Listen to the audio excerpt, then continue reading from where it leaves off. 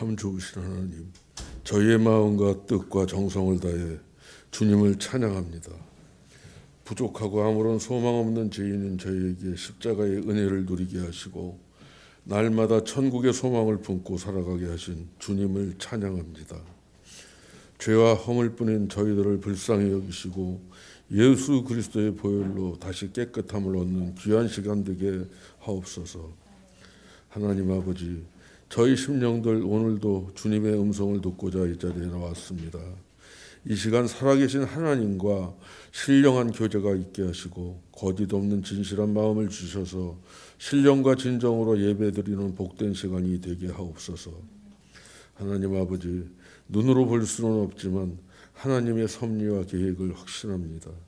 눈에 보이는 증거만을 요구하는 사람들의 조롱과 비난 속에서도 흔들림 없는 믿음의 확신으로 서게 하시고 언제나 성령으로 충만하게 하옵시며 주님의 능력을 보고 듣는 자가 되게 하옵소서. 오늘도 저희에게 주신 꿈과 비전을 따라 최선을 다해 살아가게 하시고 저희들의 모든 삶이 진정한 헌신으로 하나님께 드려지게 하옵소서. 이곳에 저희 교회를 세우시고 성도 간의 사랑을 나누며 말씀을 통해 내적 성장을 이끄시는 주님의 은혜에 감사드립니다. 언제나 저희 교회가 이 사회에서 노아의 방주와 같은 구원의 역할을 감당하게 하시고 어둡고 험한 세상을 향하여 복음의 기쁜 소식, 참 생명의 소식을 전하는 사명을 감당하게 하셔서 주님의 섭리대로 이끌림 받는 교회로 성장하게 하시옵소서. 성도들의 내적 성장을 통하여 양적인 성장도 함께할 수 있도록 이끌어 주시옵소서. 하나님 아버지, 우리 모두가 소외와 고통 속에 있는 형제들에게 진정한 믿음과 소망을 주는 참된 위로자가 되게 하시고 받는 데 익숙한 저희들이 아니라 나누어 주는 데 최선을 다하는 저희들이 될 수 있도록 지혜를 주시고 두 분 목사님을 통해서 들려진 하나님 말씀이 온 성도의 개인과 가정 속에 뿌리내리게 하옵소서. 특별히 어린이 주일로 드리는 이 예배를 통해 영적 능력을 회복하고 한 주간도 세상에서 살아갈 때 불의와 마귀의 유혹에 대적하여 승리하는 삶을 살게 하옵소서. 세상은 어지럽고 많은 혼돈 가운데 있습니다. 게임과 미디어에 중독되어 무너져가는 다음 세대를 미디어와 각종 게임의 노예가 되지 않도록 인도하시고 보호해 주셔서 영적으로 거듭날 수 있도록 인도하여 주시옵소서. 정치적 이해관계로 분열과 다툼이 심화되고 있습니다. 우리 모두 이해와 용서로서 평화가 뿌리내리고 사랑의 마음을 나누어 가질 수 있도록 인도하여 주옵소서. 찬양과 기도를 통하여 하나님의 은혜가 풍성히 넘치게 하시고 주님 홀로 영광 받으옵소서. 예배의 순서를 주님께 맡기오며 예수님의 이름으로 기도드립니다. 아멘.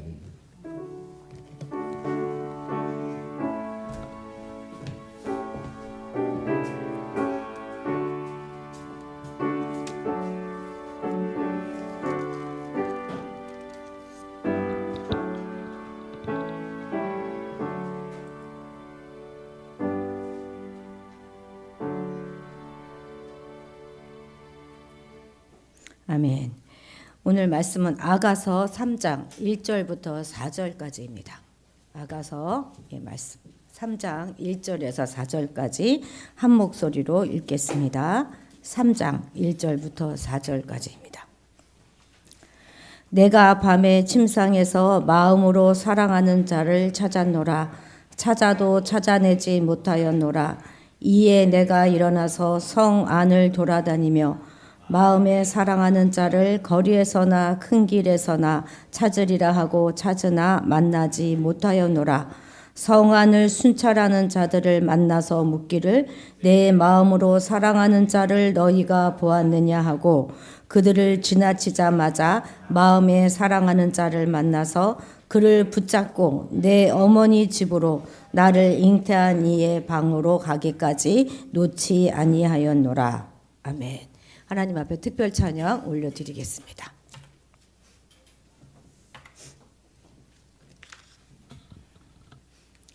솔로몬의 3대 저작 중에 하나인 이 아가서는 노래 중에 노래, Song of Songs 이렇게 일컬어지는 그런 책입니다.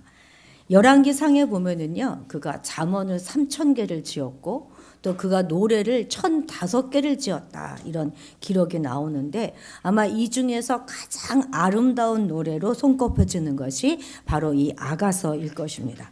특히 이 아가서에는 젊은 남녀의 사랑이로 가득 차 있거든요. 그리고 이것이 오페라 형식을 갖춘 그런 노래입니다. 그러니까 노래이기 때문에 이것을 하나하나 논리적으로 따져서 그렇게 이해하기보다는 대략적인 그런 분위기로 느낌으로 이해해야 하는 것이죠. 그래서 어떤 목사님은 눈을 좀 개슴츠레게 뜨고 읽어야 된다 이제 그런 말씀도 하시더라고요.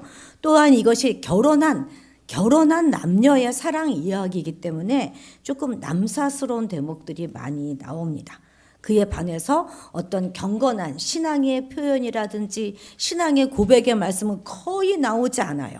그래서 아주 오래전부터 아가서는 고대 근동의 삼류소설의 하나이다 이렇게 비난을 받기도 하였고, 그래서 또 성경에 포함되기는 적절치 않다 하는 비난도 늘 받아왔었습니다. 사실 이 아가서는 부부의 사랑 이야기예요. 그것도 이제 결혼한 지 얼마 안 된 그 새 신랑 새 신부들이라 그 내용을 보면 왜 얘기 안 넘어갈까요? 갑자기 막 이렇게 유방 막 이런 것도 막 입맞춤 막 여러분들 좋아하는 단어 다 나와. 그런데다가 또 이렇게 내 입술은 홍색실 같고 네 입은 어여쁘고 네 뺨은 석류 한쪽 같구나 이렇게 막 유치찬란한 그런 표현도 엄청 많이 나옵니다. 여러분 왜 그렇지 않습니까? 그 연애를 하면 좀 유치해지잖아요, 그죠? 그렇습니다. 근데 이것이 단순한 그냥 사랑하는 건 남녀의 사랑 이야기, 그거 솔로몬과 술람미의 그런 이야기로만 칠부할 수는 없어요. 왜냐하면 한나라의 왕인 솔로몬이 보잘것없는 시골 처녀 술람미와 나누는 그런 깊은 사랑을 통해서 연약하고 초라하고 보잘것없는 우리 성도들과 교회를 향하신 왕 중의 왕이신 하나님과 그 예수님의 깊은 사랑, 부부의 사랑 같은 그 깊은 사랑을 표현해주고 있는 것입니다. 솔로몬의 다른 모든 시들은 노래들은 다 없어졌지만 이 아가서 이 노래만큼은 주님이 다시 오실 때까지 남아 있을 것입니다. 성경에는 이렇게 이런 유치한 얘기도 있다는 거죠. 성경에는 솔로몬의 3대 저작들이 이렇게 있는데요. 그게 뭐냐면 3가지가 있어요. 아가서, 잠언, 전도서. 요 3개를 솔로몬이 지었단 말이죠. 그런데 그 중에 요 잠언은요, 인생이 한 가장 절정기죠. 중년의 시기에 반드시 인간이 가져야 할 삶의 태도는 지혜인데 그 지혜는 창조주 하나님을 경외함으로 하나님께서 베푸시는 축복이다 하면서 지혜를 강조하고 있습니다. 반면에 이제 이 전도서 같은 경우는 아주 그러니까 인생의 황혼기죠. 아주 노년기에 살아볼 거 다 살아본 거예요. 거기다가 아주 인간이 누릴 수 있는 모든 최고의 복은 다 누리고 부귀영화, 권세, 지혜 다 누렸던 솔로몬이 한마디로 내가 살아보니 하나님을 떠난 이 세상의 모든 것은 다 헛되고 헛된 것이다. 이렇게 고백하고 있는 거예요. 그래서 이 전도서의 그 짧은 책 속에 헛되다 하는 말이 37번이나 나오고 있습니다. 근데 이것은 회의론에 빠져서 그렇게 말하는 것이 아니라 인생의 참된 행복이라 하는 것은 인간의 유한성, 내가 참 유한하다 하는 것을 깨닫고 전지전능하신 하나님을 의지할 때만 주어진다 하는 것을 역설적으로 강조하고 있는 것이죠. 그런데 아가서는요, 솔로몬이 등극하자마자, 왕위에 등극하자마자 솔로몬의 초년기에 기록한 것으로 여기에는 술람미 여인과의 그런 아름답고 고결한 그런 사랑을 마치 영화를 보듯이 기록해 놓고 있습니다. 아주 세밀하고 감동적으로 기록하고 있죠. 그리고 더 나아가서 이 술람미 여인과의 사랑을 통해서 하나님과 그리스도의 신부단 백성들 간에 아주 지고지순한 사랑을 상징적으로 묘사해 주고 있는 것입니다. 그런데 저작의 순으로 본다면 제일 먼저 지은 게 뭐라고요? 초년기에 지은 아가서, 그 다음에 잠언서, 그 다음에 전도서. 요 순이 저작 순이에요. 그런데 성경에 기록된 순서는 어떻게 되어 있냐면 잠언서가 먼저, 전도서, 그 다음에 아가서가 맨 뒤에 기록되어져 있습니다. 글쎄 이렇게 엮은 이유는 무엇일까요? 아마도 우리의 신앙의 결론은 지혜도 아니고 행복도 아니고 인생의 허무함을 아는 것도 아니고 바로 사랑이다 하는 것을 강조하기 위함일 것입니다. 창조주 하나님과의 깊고 내밀한 사랑, 그것이 무엇보다 중요하다 하는 것을 강조하기 위해서 이렇게 아가서를 맨 나중에 결론적으로 이게 묶어놓은 것은 아닌가 하는 생각을 좀 해봅니다. 그렇습니다. 우리 신앙의 동기는 다른 어떤 것이 아니라 하나님에 대한 사랑이어야 하는 것입니다. 우리가 만약에 깊은 하나님과의 사랑을 잃어버린다면 우리의 믿음은 형식적인 것이 될 수밖에 없는 것이죠. 뿐만 아니라 우리가 하루하루 살아가는 그런 동력도 사랑이 아니겠습니까? 우리가 만약에 사랑이 없다면 우리의 삶이 얼마나 팍팍하겠어요. 그죠? 우리 가정은, 우리의 일터는, 우리의 사회는 얼마나 삭막한 곳이 되겠습니까? 그렇습니다. 이 아가서는 바로 부부의 사랑 이야기예요. 이들은 정말 말도 안 될 만큼 격이 차이 나는 부부입니다. 남편은 한나라의 왕이에요. 그런데 신부는 뭐라는 것입니까? 신부 술람미는 저 포도원지기 출신이에요. 그냥 농사 짓고 그렇게 햇빛에 얼굴이 시커멓게 된 그런 아가씨입니다. 그런데 전혀 이 술람미에 끌리지 않아요. 솔로몬도 그녀를 무시하지 않습니다. 그리고 아주 솔로몬과 이 술람미가 당당한 1대1의 사랑을 나눕니다. 결혼이라고 하는 그 울타리 안에서 깊고 깊은 사랑을 나누고 있는 것입니다. 물론 아가서가 결론적으로는 하나님과 또 그리스도와 그의 신부된 교회와 사랑을 나누는 것, 그것으로 마지막으로는 이해해야 되겠지만 1차적으로는 부부의 사랑을 노래하고 있는 거예요. 5월은 가정의 날 아닙니까? 그래서 우리는 오늘 이 부부의 사랑에 조금 더 주목해 보려고 합니다. 가정은 물론 부부가 중심이 되어야 하는 것이죠. 부부가 서로 사랑하되 서로 존중하고 신뢰하는 관계가 될 때 그 가정은 화목합니다. 그런 가정에서 자라난 아이들은 영육간에 건강해요.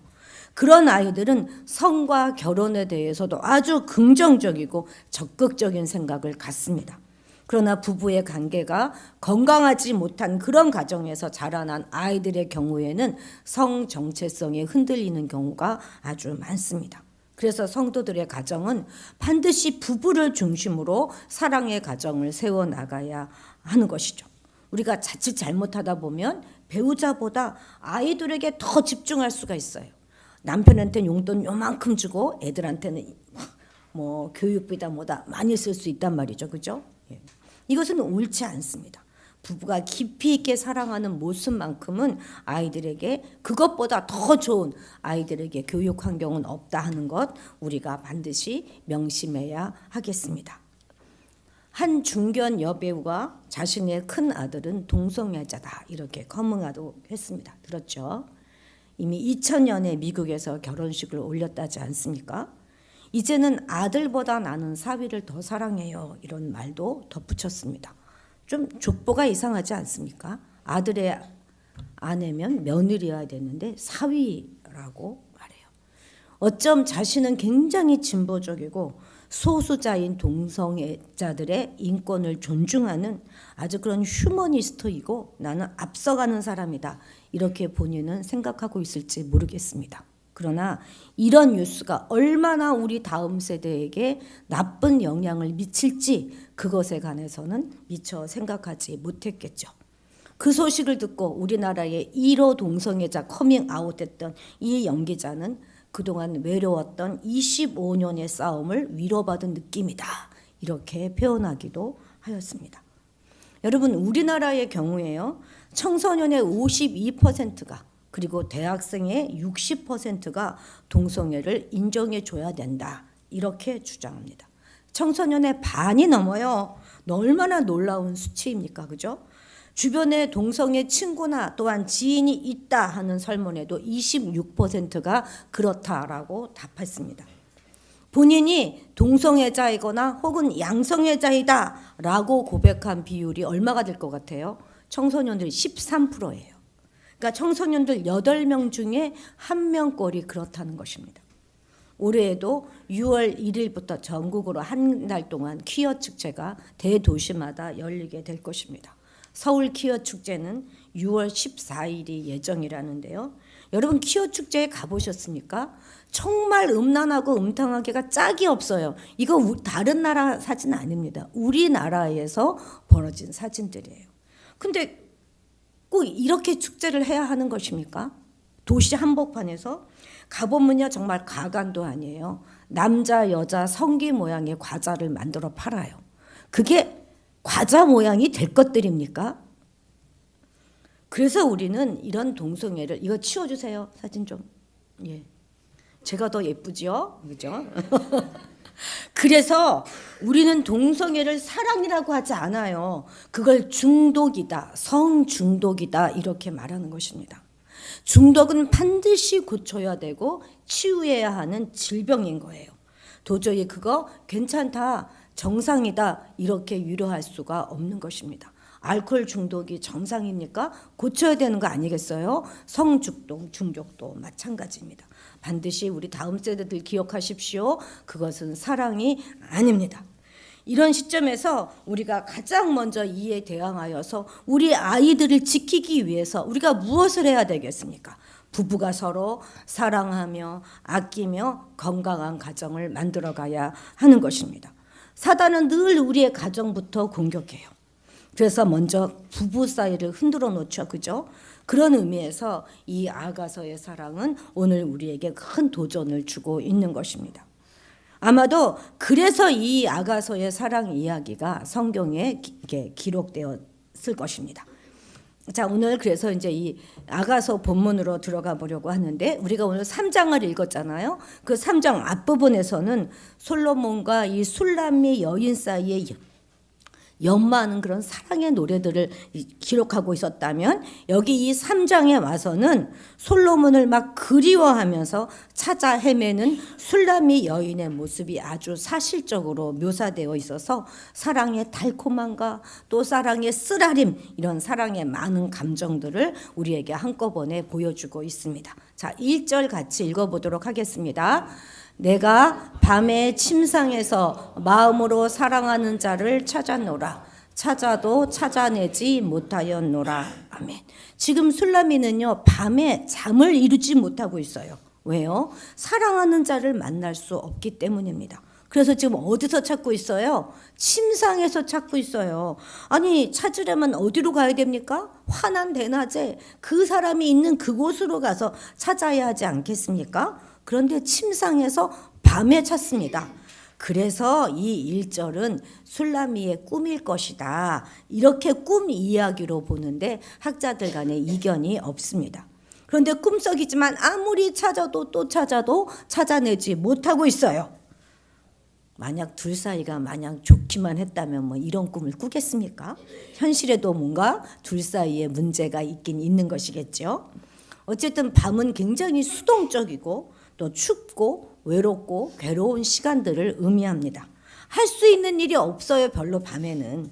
물론 우리는 나한테만큼은 우리 가정에만큼은 이런 밤이 오지 않기를 소원합니다.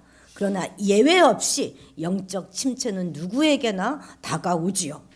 우리는 다 죄인이잖아요. 그러니까 그 부르심에 그 순종했다면 전혀 문제가 없을 텐데 우리는 늘 불순종하며 살아가지 않습니까? 그냥 우리의 기본값이 불순종이에요.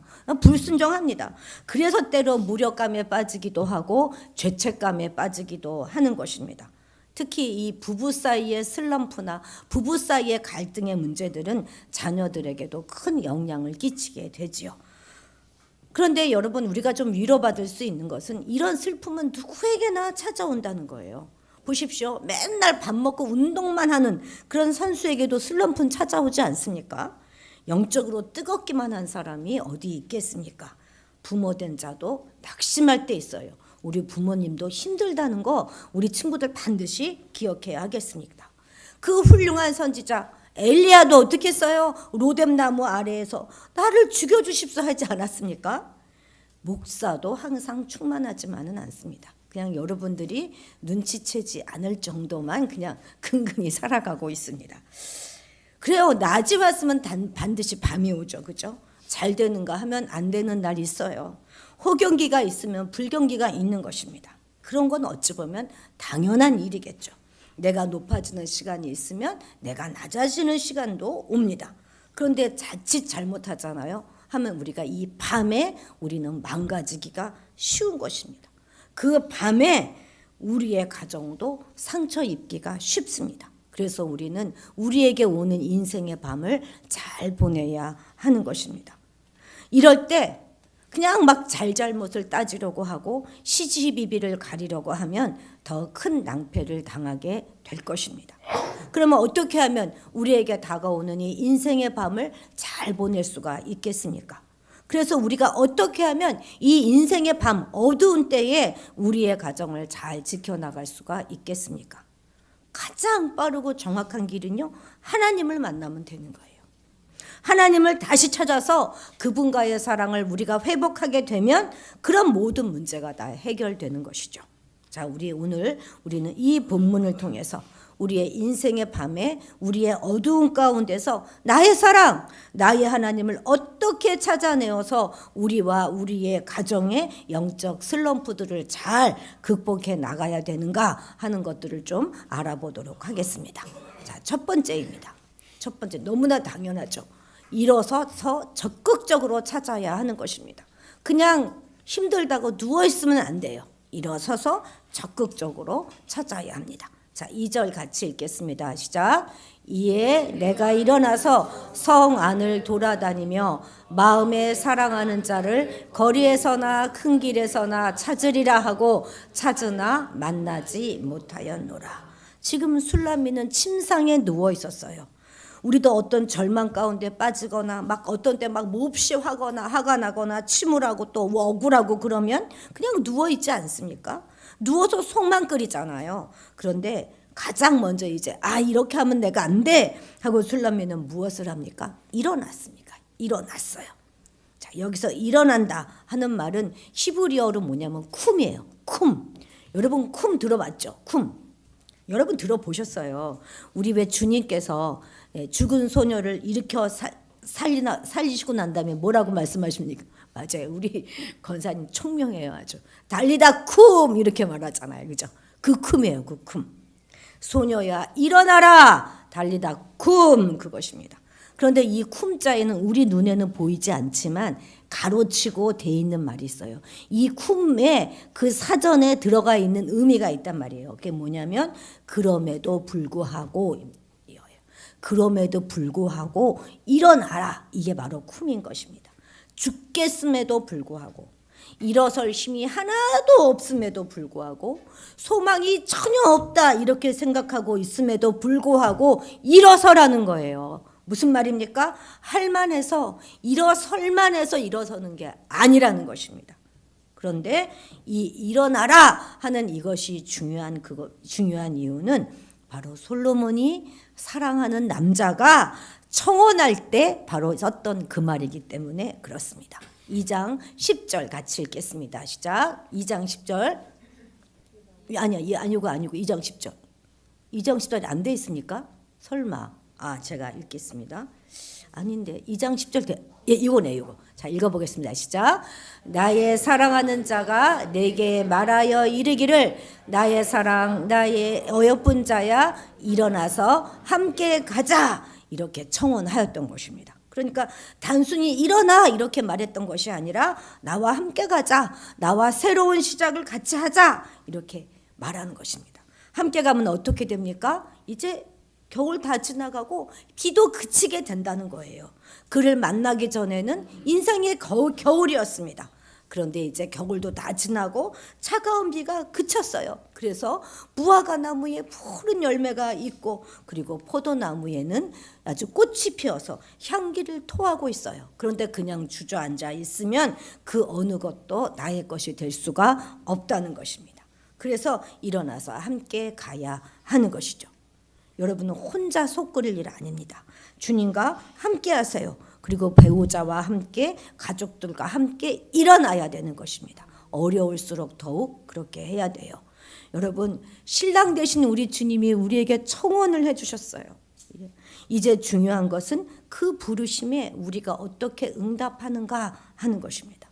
응답하는 신앙, 그것이 중요한 것이죠. 그러니 오늘 내가 일어서야 하는 것입니다. 이것은 바로 신앙의 결단을 말하는 것이죠. 일어설 기운 없다고 핑계대지 마십시오. 어떻게 해야 될지 모르겠다고 변명하지 마시고 무조건 일단 일어나야 하는 것입니다. 근데 여러분, 일어서는 것과 찾는 것 둘 중에 어느 것이 더 중요하겠습니까? 일어서는 게 중요한 거예요. 일어서야 찾을 수 있는 것입니다. 그런데 그 일어서는 것 그거는요, 누가 대신해 줄 수가 없어요. 내가 결단하고 일어나야 돼요. 주저앉아 있던 내가, 소망이 없던 내가, 무기력했던 내가 일어서야 되는 거예요. 일단 일어서면 찾을 수 있습니다. 그래서 만날 수 있죠. 그럼 뭘 찾습니까? 술라미는 자신의 신랑을 찾았잖아요. 그래서 우리도 주님을 찾아야 하는 것입니다. 주님이 주시는 그 해결책과 그 길을 찾는 것입니다. 내가 그냥 절망 가운데 사로잡혀 있는데 이제 거기에서 일어나 주님의 방법과 그 길을 찾는 거예요. 그럼 왜 우리 하나님은 얼른 좀 답을 탁 주시지? 왜 그렇게 우리로 하여금 간절히 찾도록 하실까요? 왜 덜어 침묵하실까요? 왜 숨어 계실까요? 그것은 바로 성도들의 신앙의 연단과 성숙을 위함입니다. 그래서 우리는 이런 밤을 통과할 때 이것이 하나님의 침묵이고 하나님의 거절이 아니라 오히려 우리의 연단과 정화와 성숙을 위한 것이다 하는 것을 깨달아야 하는 것입니다. 여러분, 꽃의 성장에는요, 햇빛만 필요한 것이 아니에요. 그늘도 필요하고 밤도 필요하고 달빛도 필요하고 이슬도 필요한 것입니다. 제가 얼마 전에 한 드라마를 보았는데 이런 말 나오더라고요. 자, 볼까요? No rain, no flowers. 무슨 뜻이에요? 비가 오지 않으면 꽃도 피지 않는다는 거예요. 아이들이 왜 자다가 발이 아프다고, 다리가 아프다고 막 우는 경우 있잖아요. 왜 그래요? 성장통이잖아요. 밤에 쑥 크기 때문에 그래요. 밤에 크는 거예요, 크는 건. 그래서 우리는 밤에 고난과 고통 가운데 큰다는 사실을 기억해야 되는 거예요. 그래서 우리가 기도가 응답되지 않는 그 영혼의 밤에 포기하는 것이 아니라 더 깊은 사랑과 믿음을 찾아서 일어서야 하는 것입니다. 자, 두 번째는 어떻게 해야 됩니까? 물어봐야 돼요. 제발 물어보십시오. 혼자 결정 내리지 마십시오. 자, 3절 같이 읽도록 하겠습니다. 시작. 성 안을 술차라는 자들을 만나서 묻기를 내 마음으로 사랑하는 자를 너희가 보았느냐 하고, 사랑하는 이를 찾는 여인은 성 안을 순찰하는 자들을 만나 그들에게 묻습니다. 여기서 말하는 순찰자는 다른 성경에 보면 파수꾼으로 묘사하기도 해요. 말하자면 선지자예요. 오늘날로 말하자면 영적 리더이고 멘토이고 사역자를 말하는 것입니다. 신랑을 자기 혼자 찾을 수 없어요. 혼자서 해결할 수 있었다면 지금 이런 어려움에 빠지지도 않았겠죠. 그죠? 사역자에게, 교회 리더에게 또는 신뢰할 만한 어떤 자에게 어떻게 하면 신랑 되신 예수님을 만날 수 있는지, 어떻게 하면 이 어려움 가운데에서 길을 찾을 수 있는지 분명하게 묻는 것이 현명한 것입니다. 그런데 우리말 성경에는 술람미 여인이 가다가 이 성을 지키는 파수꾼들을 만난 것처럼 되어 있는데 원문을 보면 그게 아니에요. 성을 지키는 이 파수꾼이 주어예요. 그리고 그들이 여인을 만났다 이렇게 나타나져 있습니다. 이게 무슨 말입니까? 이런 절망의 밤을 지낼 때 하나님께서 보내주시는 믿음의 사람이 있다는 것입니다. 그것이 이미 우리가 알고 있는 사람일 수도 있고요. 또는 새로 나타나는 믿음의 사람일 수도 있습니다. 어쨌든 하나님께서는 우리를 절대 혼자 두지 않고 어떤 사람을 보내주세요. 바로 이것이 만남의 신학인 것입니다. 그런 사람들과의 신실한 교제와 나눔이 우리의 밤을 불안해하지 않고 평강 가운데 지내면서 이겨낼 수 있는 좋은 방법이 되는 것입니다. 그래서 우리는 우리의 문제를, 우리의 가정의 문제를 또 숨기려고 하지 말고 오픈하고 나누는 것이 정말 중요한 것이죠. 물론 그렇다고 신실한 교제가 모든 문제를 다 해결해 주지는 않습니다. 4절에서도 보면은요. 그들이 지나치자마자 언제 이 사랑하는 님을 만나냐면 그들을 떠내보내고 나자마자 만납니다. 그러니까 사역자들, 이웃들, 멘토들, 또 교회는 그저 중매장이고 도움이 정도일 뿐이지 이들이 우리를 완전한 해결로 인도해 주지는 못해요. 당연히 그 문제는 신랑을 만나야 해결이 되는 것입니다. 그렇습니다. 정확하게 우리를 문제에 해결하는 곳으로 인도해 주지는 못하지만 그 밤을 함께 지낼 수 있도록 그 힘을 주는, 버팅길 수 있는 아버지 그런 힘을 이들에게 공급받을 수 있는 것이죠. 미국에 가잖아요. 그러면 아주 이렇게 세계에서 가장 큰 나무래요. 이게 자이언트 세카이어라는 나무인데 국립공원이 있어요. 아주 이런 나무들로 빼곡히 차 있다고 아주 거대한 숲을 이루고 있다고 해요. 얼마나 큰지 알겠죠, 저 나무 하나가. 이 나무가요, 아파트 20층, 30층까지 자라난대요. 이 수명이 몇 살이냐면 3,000살이 넘어요. 자라기는 한 100년, 120년 자란대요. 근데 그 다음부터 살아있는 거야. 3,000년 넘어까지요. 놀랍지 않아요? 그러면 이 나무들의 뿌리는 얼마나 깊이 박혀 있을까요? 그런데 의외로 그렇지 않다는 거예요. 이 그림 잘 보이실지 모르겠는데 뿌리는 겨우 요만하죠. 뿌리가 오히려 옆으로 이렇게 자라면서 옆에 나무들하고 다 이렇게 뒤엉켜 있어요. 옆에 나무. 그렇게 거대한 숲을 이뤄서 마치 그 숲 자체가 한 나무인 것처럼 서 있는 거예요. 그래서 어떤 비바람에도 이 나무가 그렇게 큰데도 불구하고 쓰러지지 않을 수 있다는 것입니다. 바로 이것입니다. 함께 나누세요. 힘들고 어려운 밤이 지내면서 그냥 내가 독야청청 나 혼자 이기겠다 하는 건 너무나 어리석습니다. 그건 너무 교만해요.